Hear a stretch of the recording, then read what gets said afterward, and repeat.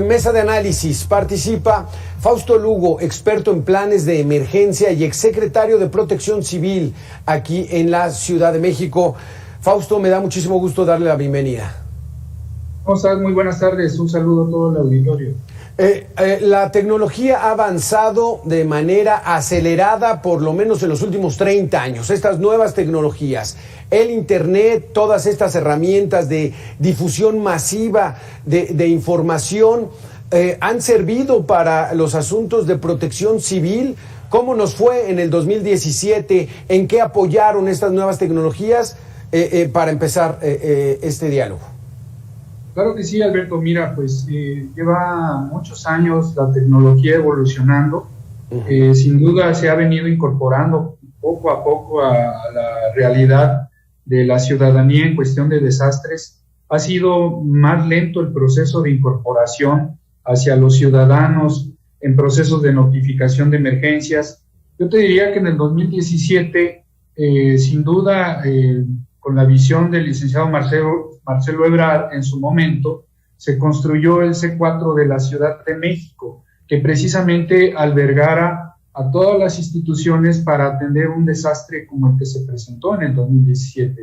Con las mejoras que se le hicieron al C4, la incorporación de los altavoces en todos los, digamos, los dispositivos que se tenían con cámaras y altavoz, la incorporación de la alerta sísmica a estos mecanismos, pues esto permitió precisamente ir haciendo más cercano a la ciudadanía todos estos mecanismos de alertamiento. Pero la Ciudad de México, yo te diría que es una excepción, no es la generalidad del país. En muchas partes del país aún todavía quedan muchos pendientes en cuestión de incorporación de tecnología para la ciudadanía. También durante mi gestión en el C4, que también fui director general de ahí, pues incorporamos la notificación vía celular de las alertas sísmicas. En ese tiempo era una opción gratuita que los ciudadanos podían recibir. Después, con el doctor Mancera, se hizo una segunda aplicación que permitía también recibir en los teléfonos inteligentes estos mecanismos. Entonces, se ha avanzado, sin duda se ha ido mejorando, pero yo te diría que además de la tecnología, hace falta tener científicos en análisis de información, lo que ahora se conoce como Big Data o teoría de datos, pues todavía es un pendiente muy grande dentro de nuestra población, de nuestro país. Por eso es cada vez más necesario entrarle a ese tema. No solo es un tema de fierros, también se requiere un tema de análisis, un tema de que va más allá de generar conocimiento que sea útil para la población, y que escenarios como el de Tula, como el de Tlahuelilpan, como el que nos acaba de suceder aquí en el Estado de México, pues esos escenarios lo que trata uno de evitar es precisamente que haya pérdidas de vidas. Es la finalidad de los principios de protección civil, hacer labores preventivas para todo este mecanismo. Fausto Lugo, explícanos un poquitito qué sería esto del Big Data, qué es esto donde ya estaría la especialización de la gente que maneja las nuevas tecnologías. ¿Qué es? Sin duda, mira, el Big Data viene a ser un componente donde se incorporan diferentes bases de información.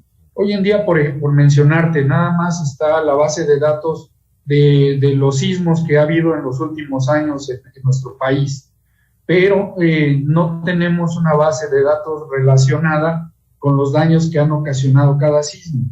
Y además, si tuviéramos una información de la época de lluvias, podemos generar diferentes bases de datos. Aquí de lo que se trata es de generar un gran almacén de diferentes clases de información que permitan hacer vía algoritmos aproximaciones para tener información mucho más certera, más precisa y con mayor efectividad de pronosticar qué es lo que pudiera llegar a pasar. Esto, a final del día, es útil para que la población pueda tomar acciones muy preventivas mucho tiempo antes y no esperar nada más a cuando suceden las catástrofes.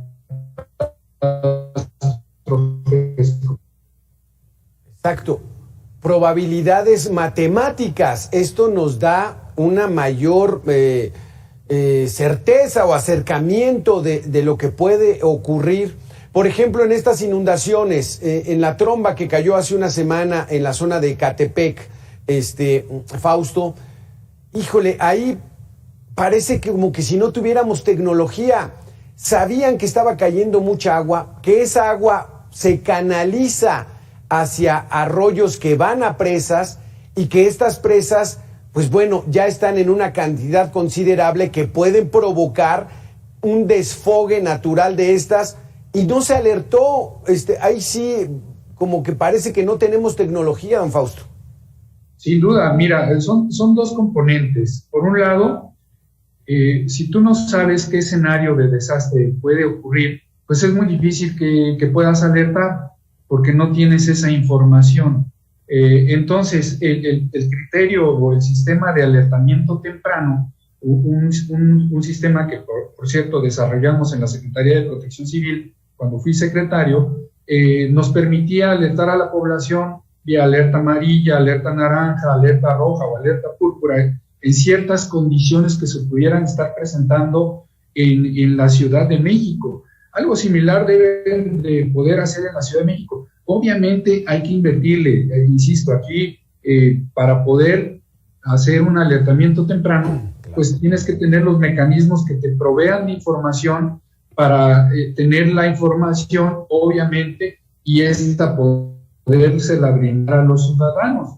Si no tienes mecanismos que te suministren esta información para toma de decisiones, pues es imposible que pudieran decir la gente del Estado de México que aún con la lluvia que a veces los pronósticos de Conagua pues son relativamente precisos, pero no ayudan mucho para el alertamiento a la población. Por mencionarte, tal vez la Conagua dice que va a llover 250 milímetros en un día, pero eso para efectos del alertamiento a la ciudadanía, pues no sirve de mucho, porque es diferente que llueva, digamos, cada lapso de hora, a que de repente los 250 milímetros te lluevan una hora. Esto cambia completamente el parámetro y obviamente esto vuelve un escenario mucho más delicado. Sí, pero si tenemos ese manejo de la información y vemos que ya pasaron 15 minutos, media hora y la intensidad está muy fuerte, entonces ahí sí alertar con toda esa información previa que se tiene y entonces prevenir. ¿Cree que este asunto, por ejemplo, de Tula y Tlahuelilpan, ahí en el estado de Hidalgo, se pudo haber prevenido? Sin duda, estoy convencido de que se pudo haber hecho mejor. Por un lado, obviamente, la lluvia que aconteció en Tula, Tlahuelilpan, Tezontepec, yo te diría que fue parte de la lluvia de la temporada, ¿no? Tampoco fue una lluvia atípica completamente. Aquí lo que generó un problema mayor fue el desfogue de las presas. Y yo creo que ahí eso sí era muy sencillo calcular. Es muy fácil calcular los flujos que le vas a agregar a un caudal de río. Lo que yo creo es que nadie midió la dimensión del desastre que se iba a ocasionar conjugando lluvia con desfogue. Entonces aquí obviamente pues tendrá que haber responsables, tendrá que revisarse qué sucedió, quién tomó la decisión, porque aparte estamos hablando de personas fallecidas. Sí, claro, y además buscar esa responsabilidad no para castigar, sino identificar dónde está mal y que esto no vuelva a ocurrir, o sea, que no nos vuelva a ocurrir, que si saben que está cayendo una tormenta torrencial, una tromba prácticamente en una zona, ¿cómo está la capacidad de las presas a donde se va a ir esa agua? Y esa agua, ¿dónde desfoga y sobre qué comunidades pasa? O sea, sí hay una cadena de información que nos tiene que prevenir y eso sobre todo que no haya pérdidas de vidas humanas. El principio básico de la protección civil es salvar vidas. Si ese mecanismo no se está logrando, se tienen que ver todos los mecanismos para poder lograrlo. No se puede uno quedar a medias en un trabajo que obviamente está observado que no se cumplió. Entonces se deberán de hacer todos los cambios para que esto no pueda volver a suceder en Tula o en cualquier otra parte del país, porque estas condiciones no nada más las tenemos en Tula, las tenemos en otras regiones de nuestro país que debemos de cuidar, que no suceda algo así que había pasado en Tabasco, ahora nos pasa en Tula. Bueno, pues esto parece que no aprendemos. Exactamente, don Fausto. Otra situación, lo que ocurrió en el Cerro del Chiquihuite, aquí en la Ciudad de México, en el Valle de México. Un temblor de cierta magnitud, 7.1, fuertecito, que tuvimos el día 7, la tecnología no nos pudo permitir saber cuáles zonas pudieran estar sensibles, que fue lo que ocurrió en el Cerro del Chiquihuite. Seguramente el temblor, más las lluvias constantes que ha habido en la zona, reblandecieron el cerro y vino ese desprendimiento de toneladas y toneladas de piedra. ¿Pudo haberse también previsto con buena tecnología?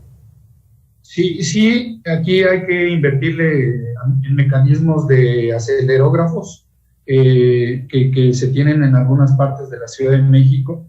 Creo que también en el Estado de México, en algunos edificios ya están haciendo modelados precisamente de cuando sucede un sismo, dónde está la parte más intensa del sismo y obviamente dónde está sujeta a que pudiera causar mayor desastre.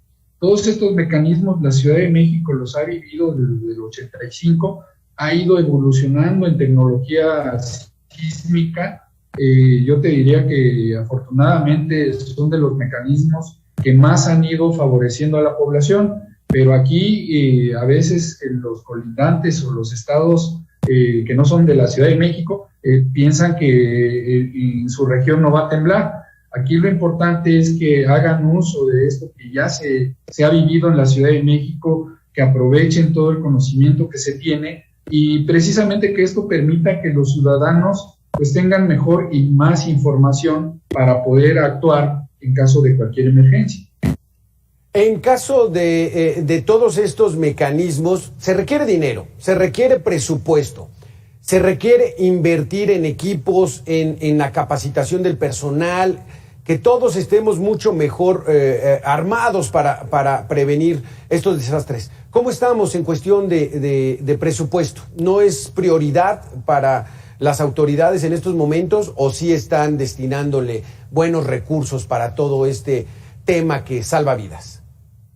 Pues mira, el FOPREDEN, que era el fondo precisamente de acciones preventivas en donde se destinaban recursos para hacer acciones de prevención, pues ya no lo tenemos. Entonces, propiamente dependemos de que cada institución, cada dependencia pudiera destinar recursos para hacer acciones que vayan encaminados a fortalecer sistemas de alertamiento temprano para la población. Pero esto está a criterio de los titulares de las dependencias y obviamente también está a criterio pues yo te diría, de los que están viviendo los desastres. En su momento, en el 2017, yo fui a la Cámara de Diputados a solicitar recursos, no nada más para la Ciudad de México, para todo el país. Era insuficiente con lo que se tenía en el FOPREDEN. Imagínate en esta actualidad que no tenemos ni ese fondo. Yo aquí siempre apego al criterio de los diputados a que ahora que se está trabajando y hablando del presupuesto, puedan destinar a los estados, municipios, recursos precisamente que van a permitir salvar vidas. Aquí, así como se le invierte en seguridad pública, pues también se le tiene que invertir en mecanismos de prevención para la población y evitar pérdida de vidas. Por un lado, la seguridad pública también salva vidas, pero aquí estamos hablando de otro mecanismo, que es la protección civil, que también va encaminado al mismo objetivo, salvar vidas. Exactamente, don Fausto. Falta mucho por hacer. Muchísimas gracias. Fausto Lugo, experto en planes de emergencia, exsecretario de Protección Civil aquí en la Ciudad de México y también del C4. Muchísimas gracias por haber estado con nosotros, Fausto. Fuerte abrazo, Alberto. Un saludo a todos. Claro que sí. Buena tarde. Vamos a hacer una